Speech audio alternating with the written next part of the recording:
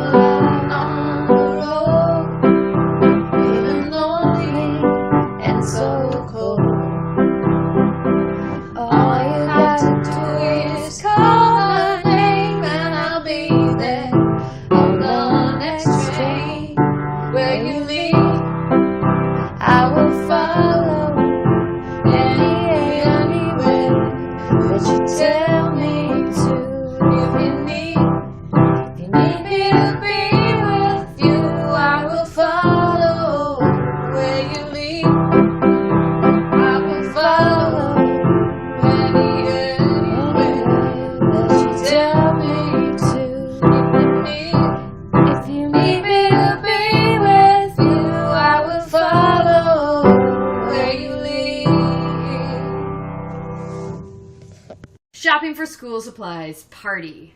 Nobody demanded that you come. Are you kidding? How often do you get to do things like this? I was thinking, while we're going crazy, we should get some toilet paper and a plunger next. Let's do this later. No, I'm teasing. Come on, get that list of yours. Okay, I need legal pads. Got it. Tons of pens. Right. Some number 2 pencils, 3 highlighters, an eraser, a staple remover, and a folder. You need 3 highlighters? Yes. 3. Yes. That is a very random number. 3 is not a random number. No, but I mean, how do you get to the number 3? One dries up, one gets lost. I have one left. You really thought this out. I have. What comes first, the chicken or the egg? Can we come back to the list, please? All right. Ooh, hey, legal pads. Oh, those are purple. Yes, purple is festive. I can't have purple. Yes, you can. They're on sale. To a serious school now. I need serious paper. Paper's paper. At Chilton. All right, fine. Here's your serious paper.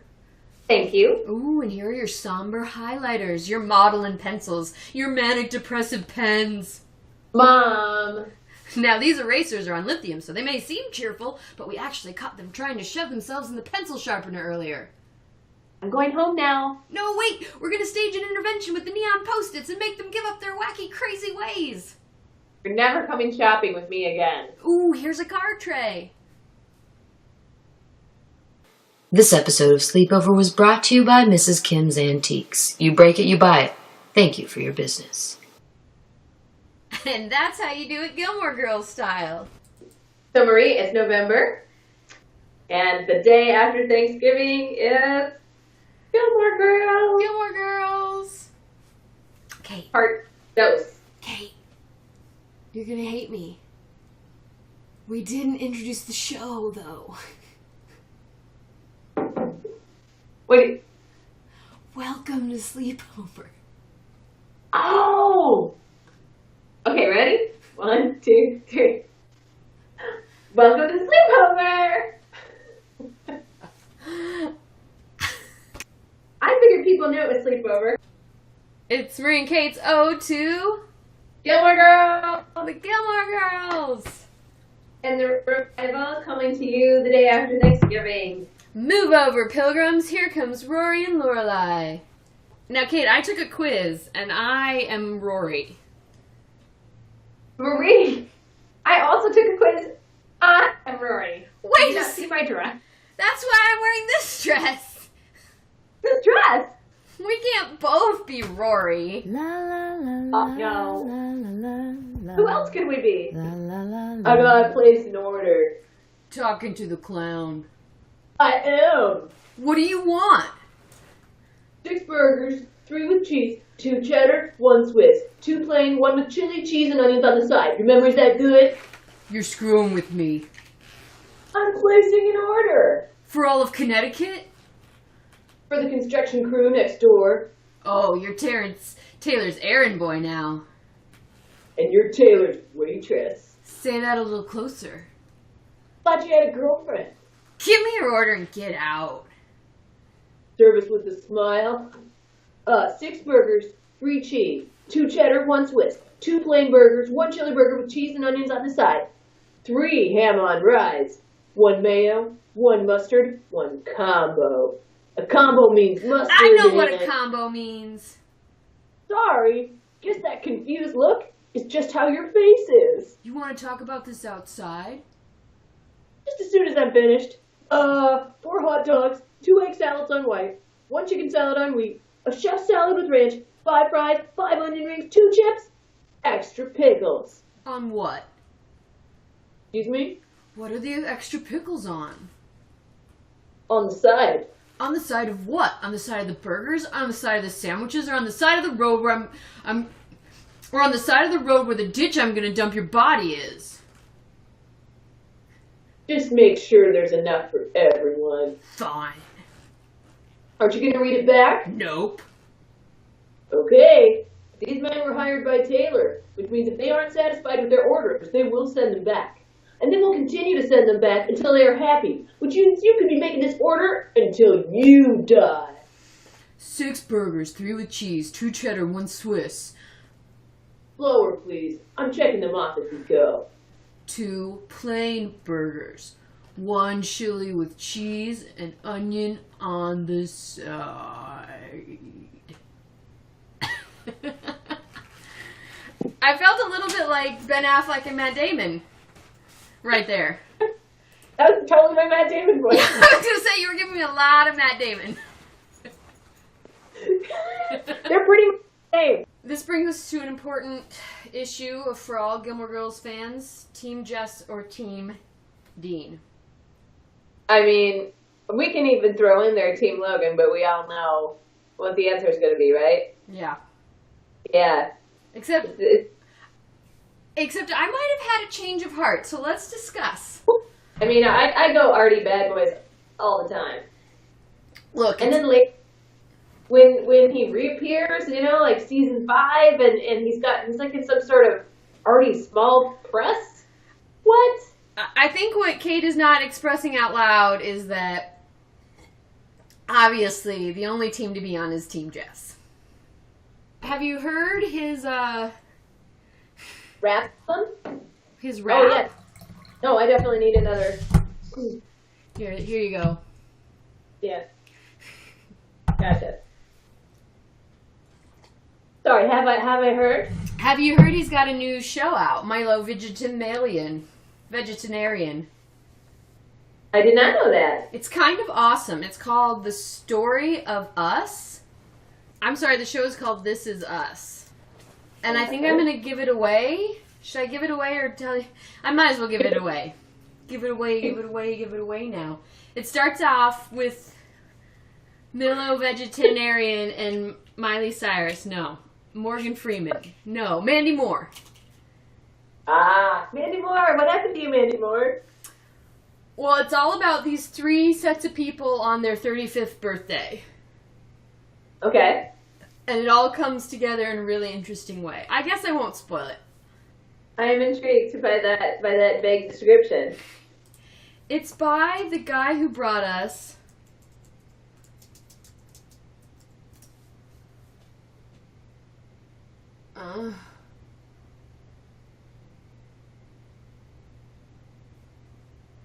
Hey, Kirk! Discover a new freaky fetish? What? Nothing. You buy a cat? Yep. I'm very excited. You seem it. So what's all this? I'm assuming there's nothing left in the store. Actually, there are a number of things left. No, I mean, you seem to be buying a lot of stuff. Oh, sorry. My excitement must be clouding my ability to judge comedic hyperbole. So, where'd you get the cat? A lady had a bunch of them at the grocery store, and Kirk seemed to take an instant liking to me. Kirk? Yes? No, I mean the cat's name is Kirk? Yep. Weird coincidence, or... I named him Kirk. Isn't that confusing? Not when you think about it. No, it's still confusing. I like the name. And whenever I call Kirk's name, I obviously won't be calling myself. True. Although, when my mom calls for Kirk, that may be confusing. Maybe I can get her to say Cat Kirk when she's calling Kirk, and Human Kirk when she's calling me. That would keep it straight. I'm glad I ran into you. See ya. See you, Human Kirk. Bye, Human Kirk. He's always been a cat person. He just never had a cat. I love you, Kirk. Now, Sean Gunn later showed up as several characters in Buffy. And Angel. No, maybe it was Angel. Like, he would be different monsters. Must have been a small world there. Well, if you think about it, Doyle, Paris's boyfriend, was Jonathan on Buffy. So I feel like... And Genji Cohen, who went on to create Weeds, was also on Gilmore Girls. So there's, yeah, you're right. There's like Team Shonda Rhimes, then there's like Team Joss Whedon, and like, I think that these two were like buddies. You know what I mean? Okay. They were like seniors, and then Shonda Rhimes came. She was a new kid on the block, and then Ryan Murphy happened. You know what I mean? I think you're right. There's like dynasties of people in charge of popular. Yeah, you set the elevator down for the little people. Yeah. And you bring it up. Okay. And actually, Jonathan / what's his name? On Doyle and Jonathan actually wrote Empire. He created the show Empire. Really? I had no idea. Apparently, after being on the show, he said,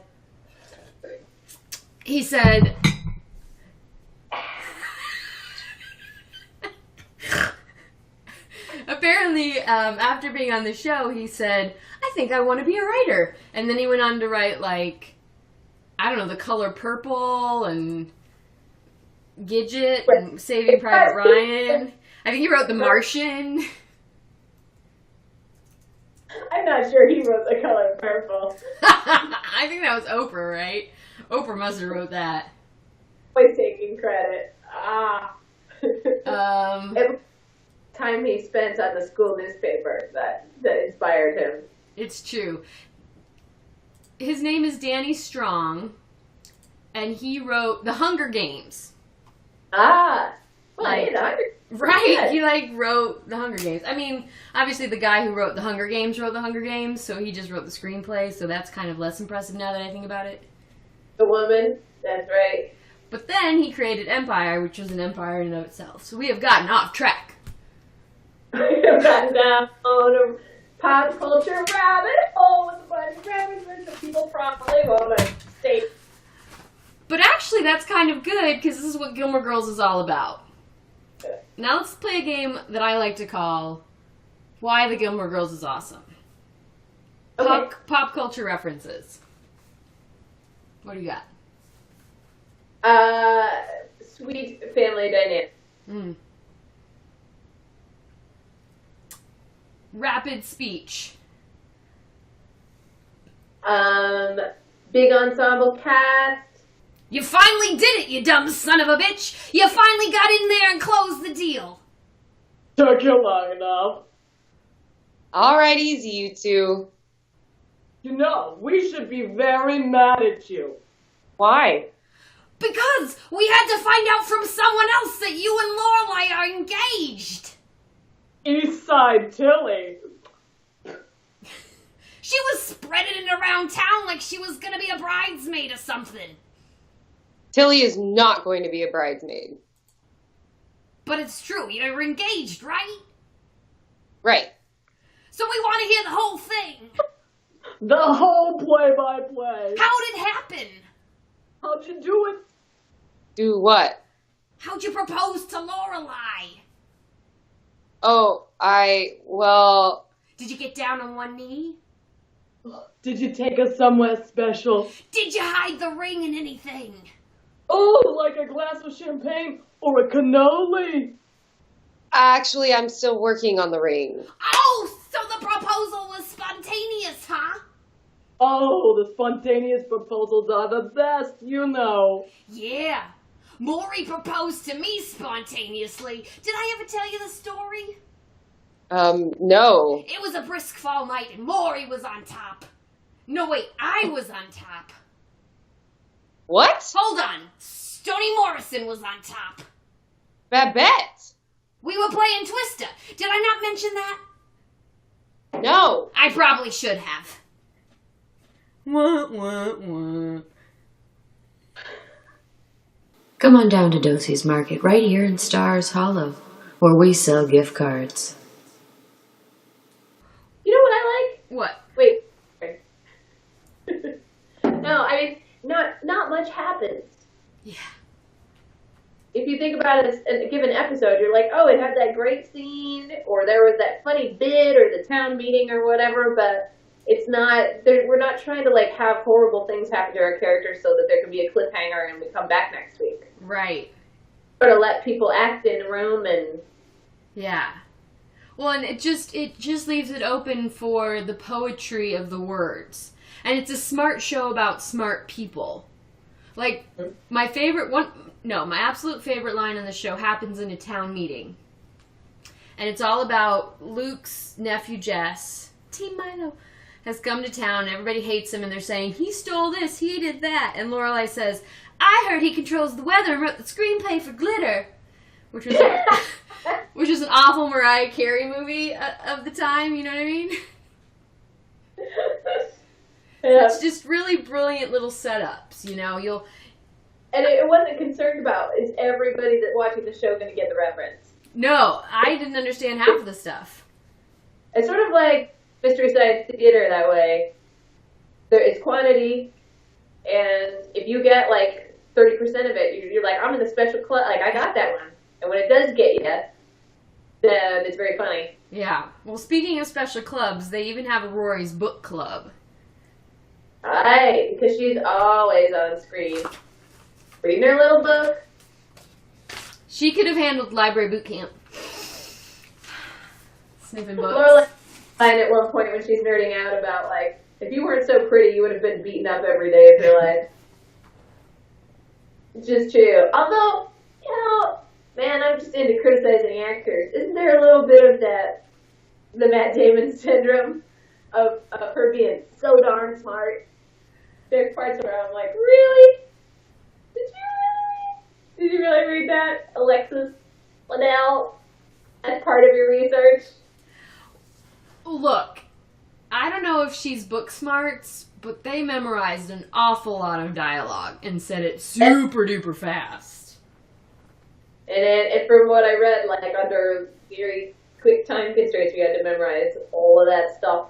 All of that stuff. So that's got a smarts to it. True. Well, let's not forget Emily and Richard.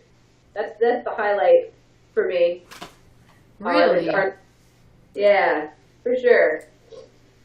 They're both great actors. Mm-hmm, that's true. They let them have a lot of range. Yeah. Yeah. Their relationships are complex. At one point, they even have some trouble with each other. Trouble? What are you doing? I'm looking for my European luggage, which some imbecile has chosen to hide from me. What do you need your European luggage for? To put things in. You're making a mess. I don't care if I'm making a mess. Well, who's going to clean all this up? You? Yes, me or the maid, or perhaps Penelon Locke could come by after one of your clandestine lunches and take a stab at it. Oh, for heaven's sakes. Not that again. She's just a friend. I am going to Europe, Richard. I am going to Europe, and I'm going to have a marvelous time. I'm going to get up at 10 a.m., and I'm going to have 2 glasses of wine at lunch every single day. Only prostitutes have 2 glasses of wine at lunch. Well, then buy me a boa and drive me to Reno, because I am open for business. I can't talk to you when you're like this. I'm going to bed. You go to bed. I'll go to France. Oh, that was it. That's good. You're right. That's good stuff. You know what I feel like? Take me to the river. Whoa, whoa. The Lorelai and Rory dynamic kind of bothers me, and I know that's what people love about it, but maybe it's because I didn't watch it until I was an adult and a mom. Mm-hmm. I didn't get that part watching it when I was younger and being like, oh, I wish that I could be best friends with my mom. Instead, I was sort of like, this is, like, even for the pilot, I'm like, why is she letting her girl drink coffee? She's like 15. You know, they're just these things that I'm like, that's part of the charm, but it's maybe not the greatest parenting. And then I kind of love it later when it backfires on her because they do have a rift. You know, like you would if you'd had that sort of peer relationship. Yeah. I hear you. Well, I think it's also a function of being a single parent that, you know, you get that sort of intimacy that you don't get when it's two peer adults who are taking care of a kid. So then you have your peer adults to talk to make decisions. If it's just you, if you're for the rest of your family, your kid's going to kind of become your best friend by default. Yeah, you get to make up all the rules. You don't have to ask anybody about anything the way you want to. And I are on vacation together, there's a sense of like, woohoo, you know. It's like being single. But with like a pet that can talk. This got weird. Oh, so the guy that created This Is Us with Milo Vegetarian, right, is the guy that brought you Crazy Stupid Love. Did he love me? Because I don't remember that. Oh my gosh, it's like the best like romantic comedy of 2011. It's got Steve Carell and Ryan Gosling and Emma Stone in it. Okay. And there's this scene where Emma Stone and Ryan Gosling fall in love in the most realistic way I've ever seen on, like, a movie. Like, where she tries to do, like, a sexy dance and it turns into, like, one of those late-night conversations where you just talk about everything. Yep. Put that on your list and smoke it. Okay. Crazy Stupid Love. All right. I love Ryan Gosling. Oh, and he takes his shirt off in this film, which makes it super. And Emma Stone's like, put that back on. I can't talk to you when you're so hot, or something like that. Have you seen Blue Valentine? No. The most, yeah, it's also very real. It's a Ryan Gosling is very realistic. About a love story with Michelle. Yes. Heath Ledger's wife. Williams, yes. So it's like they're both so good, and it's like the most realistic portrayal of a relationship I've ever seen.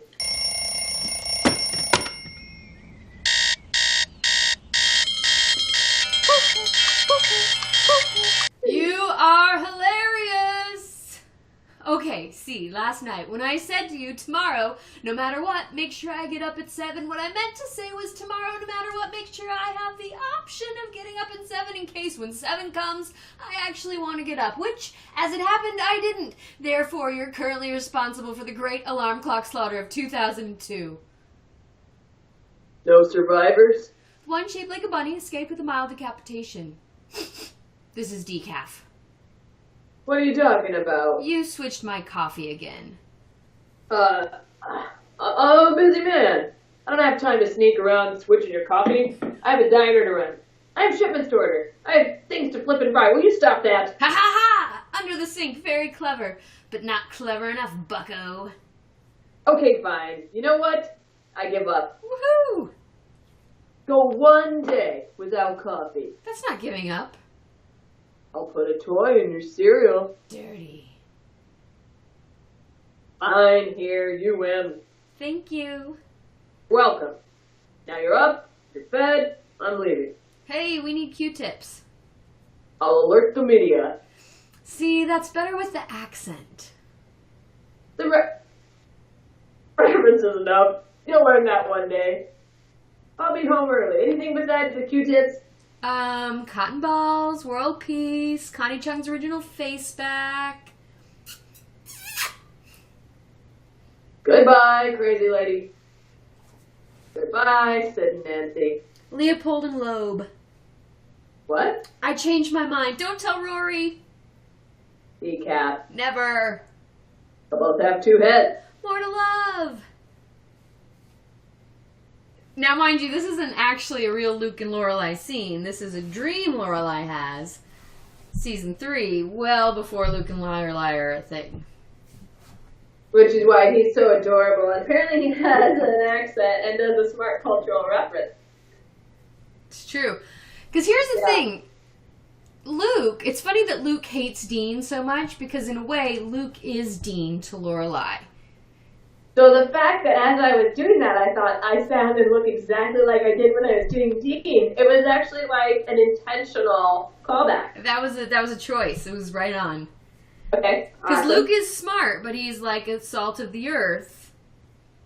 And he's like the grounding force to their... Yeah, exactly.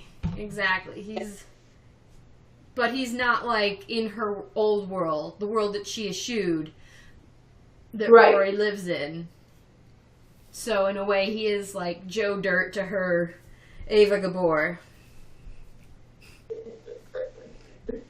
Yeah, there's a lot of ways, maybe just it's Lorelai that bothers me a little bit, because there's a lot of ways that she is...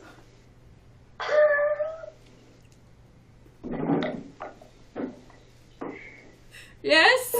Hold on, I think I need my 6 cup today.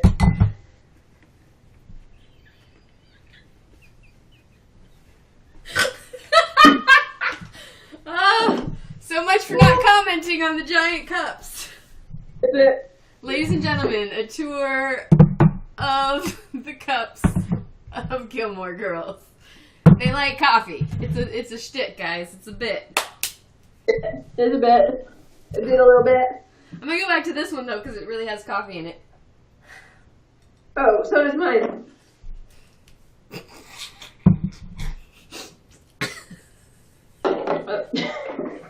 That was worth it. Hello everyone, I'm Steve Rogney. I'm the director of Zen Shiatsu Chicago. I'm reaching out today to everyone who has been considering a career in the healing arts. The world needs healers. We don't have any more time to wait. In these difficult times, the only thing that we can control is our own integrity. We need to embrace our authentic nature and our path and start offering our healing presence to the world at large. At our clinic, we specialize in helping people to let go of paralyzing fears and help people to embody the virtuous way that they want to move in the world. We help people trust in their inner voice, to advocate for themselves and for others from a place of self-worth, and to do all of this from a place of peace and faith, experiencing the world as a fundamentally positive and evolving place, even in the midst of discouragement and setback. All this while at the same time relieving pain and improving the health of the internal organs. Healing arts have a tremendous role to play in moving humanity forward at this moment. The world needs healers. If you want to be one of them, we can help.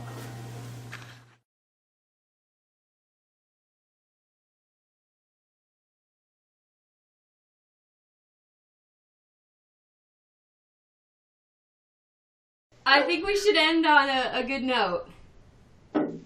One more Lorelai Rory scene. Nah. How many of Rory's books did you read? What was your number? In Rory's book club, there were 300 books that Rory had read, and you were supposed to pick how many you had read to. Yeah, there's a little quiz online if you want to nerd out on it. 127. That was your number? Yeah. You want to know what my number was? Sure. 32. All right. You totally win. You're Rory. All right, I'm taking this dress off. Putting on a little bit of Lorelai. You know what, though? I bet you have read the teenage ones that I didn't read. That's what was striking me. Like, they did a good job of picking those sort of, like, angsty teenager books. And for some reason, I missed some of the, like, Lord of the Flies. I never read that. Yeah, that was teenage literature. I was reading teenage vampire books, so nope. Okay. I probably read as much of her, but it was just much more Vampire Diaries than, like, Huck Finn. All right. It begins and ends with two girls. They burnt my fries, forgot to give me an extra side of barbecue sauce. The Jeep is making that crunchy sound again, and I have to spend an evening making elf ears for Aaron Thompson's Lord of the Rings party. Grandma broke into my dorm and redid the entire common room in $25,000 worth of furniture and stereo equipment. You win. Hey, I should bring the steak sauce, right? For what? Pizza. I just got back from Italy. So they'd shoot you in Italy for that. But this is America, where we unapologetically bastardize other countries' cultures in a gross quest for moral and military supremacy. I forgot. Bring on the imperialistic condiments. Don't forget to vote. Although that already happened.